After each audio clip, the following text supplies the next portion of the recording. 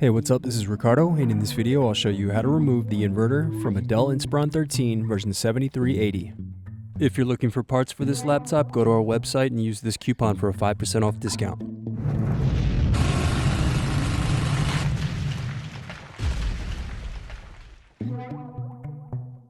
Unscrew and remove bottom base.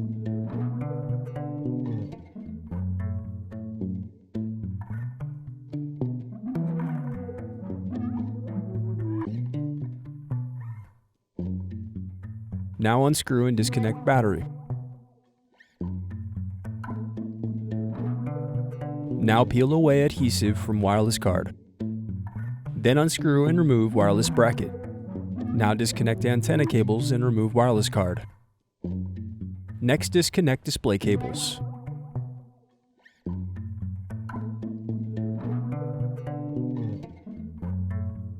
Now unscrew and remove display assembly.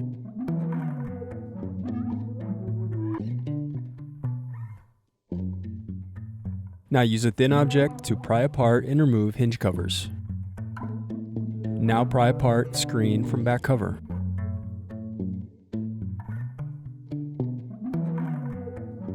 Now disconnect and remove inverter.